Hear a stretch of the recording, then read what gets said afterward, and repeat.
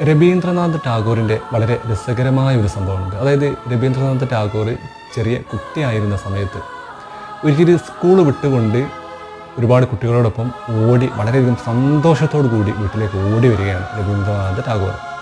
അപ്പോൾ ടാഗോറിൻ്റെ ഈ ഒരു സന്തോഷത്തോടു കൂടി ഓടി വരുന്നത് കണ്ട് വീട്ടുകാരൊക്കെ പിന്നെ ചോദിച്ച്, എന്താ മോനെ നീ ഓടി വരുന്നത്? സമ്മാനം കിട്ടി എന്ന് പറഞ്ഞുകൊണ്ടാണ് ഓടി വരുന്നത്. അപ്പോൾ സമ്മാനം കിട്ടി, എന്തിനാ മോനെ സമ്മാനം കിട്ടിയത്? അപ്പോൾ ടാഗോർ പറഞ്ഞു, എനിക്കല്ല സത്യക്കാണത്, അതായത് എൻ്റെ കസിൻ ബ്രദർ അവനാണ് സമ്മാനം കിട്ടിയത്, എനിക്കല്ല എന്ന് പറഞ്ഞുകൊണ്ട് ഓടി വരുന്നു. അപ്പോൾ ഇത് സാധാരണയായിട്ട് ഈ ഒരു സംഭവം നമ്മൾ പറയാറുള്ളത് അസൂയയില്ലാത്ത കുട്ടികളുടെ ആ ഒരു കഥ പറയാൻ വേണ്ടിയിട്ടാണ് നമ്മൾ ഈ ഒരു സംഭവം എപ്പോഴും പറയാറുള്ളത്. അപ്പോൾ ഈ ഒരു അസൂയ, വാട്ട് ഈസ് ജലസി? ഈ അസൂയ എന്ന് പറയുന്നത് എന്താണ്? അല്ലെങ്കിൽ ഈ ജലസി നമ്മളെ ലൈഫിനെ എങ്ങനെയാണ് എഫക്റ്റ് ചെയ്യുന്നത്? അല്ലെങ്കിൽ ഈ ഒരു ജലസി കൊണ്ട് നമുക്കുണ്ടാകുന്ന പ്രശ്നങ്ങൾ എന്തൊക്കെയാണ്? എന്തെങ്കിലും നേട്ടമുണ്ടോ എന്നാണ് നമ്മൾ ഈ ഒരു